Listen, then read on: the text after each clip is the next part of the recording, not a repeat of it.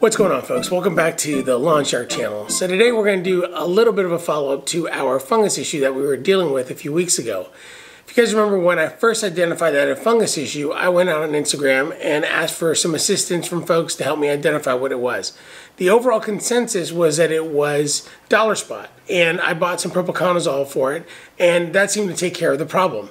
Since I put out the video, a lot of people came back and said that they felt like it was Pythium blight, which technically the Propiconazole should have been able to take care of it, but it did. So I'm not here to get on here and say that it was one thing versus another, or that somebody was right or somebody was wrong. What I want to do is do a little bit of a follow-up as to what we're going to do next. Now, when we talk about fungus in the yard, there's a couple of things to keep in mind. Number one is there are a couple of different ways to address the fungus issue. The key thing to take into consideration is that whether you're using Propiconazole or any other product that is like that, is that you need to worry about what the group number is. And when I say by the group number, at the top of the label, you should see a group number 3 or a group number 11. And what you want to do is you don't want to continue to use the same group over and over and over again. And the way to think about this is that think about it when you get sick and you go to the doctor. The doctor doesn't necessarily want to prescribe antibiotics every single time that you get sick, for the very reason that you become resistant to that drug. Well, the same thing applies to fungus treatment. If you continue to use products that are in the group 3 category over and over, eventually your fungus is going to become resistant to it.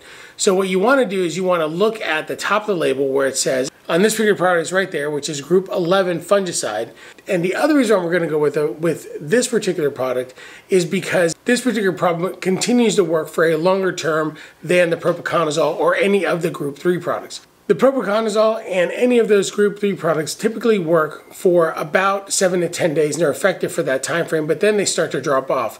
For these group 11 products, especially this Heritage G product, it's going to last for up to 30 days and maybe even a little bit longer.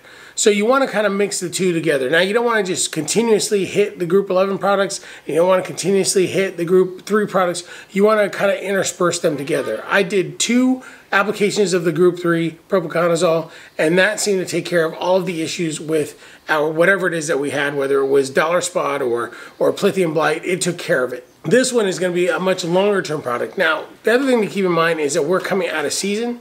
We may not have to worry as much with the fungicide because of the fact that it is getting cooler. While it is going to be wet, the fungus is not necessarily going to want to grow as much, so we should be in good shape. So now that we've talked a little bit about the differences in these fungicide products, the other product that we applied was actually a liquid product, and then this one is going to be a granular. So we're actually going to put this into our spreader and we're going to put it on the lawn. This will take us through the end of our growing season and then get us prepared for the winter. At the end of winter, we're going to probably come back and talk about some of the solutions that we're going to be using going into spring. But for now, this is how we're going to finish off our season as far as fungus treatment is concerned. So let's get to it. Let's put it in the spreader and get it out on the lawn. Oh, and one more thing, we may want to talk about application rate. So for our lawn, what we're going to be doing is we want to do about 2 to 4 pounds per 1,000. Since we don't have an active fungus problem right now, I'm probably going to go a little bit on the low end. We have about 6,000 square feet between my lawn and my brother-in-law's lawn. We're going to put down about 6 pounds. I've got 10 pounds here, so that's an easy way to figure out how much I need to put down. For each person that is going to be putting this down, make sure that you look and see what your application rates are, and also make sure that you understand which spreader to use and how fast this product goes down so that you have a nice even application of the fungicide in your lawn. Now for me, since I'm using a Scott's rotary spreader, for the amount of application that I'm going to be putting down, which is a 2 to 3 pounds per 1,000, I'm going to be setting mine at a 1 to 1.5, and that should work for you as long as your spreader is calibrated properly.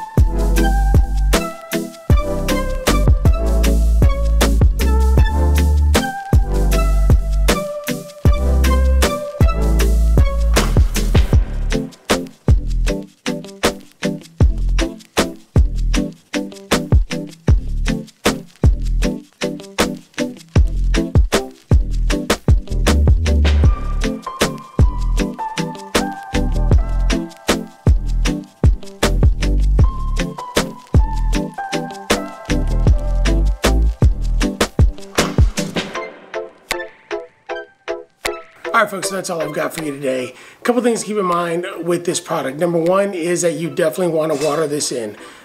The product is going to work best when it is worked into the soil, and it's going to protect your plants the best way possible there.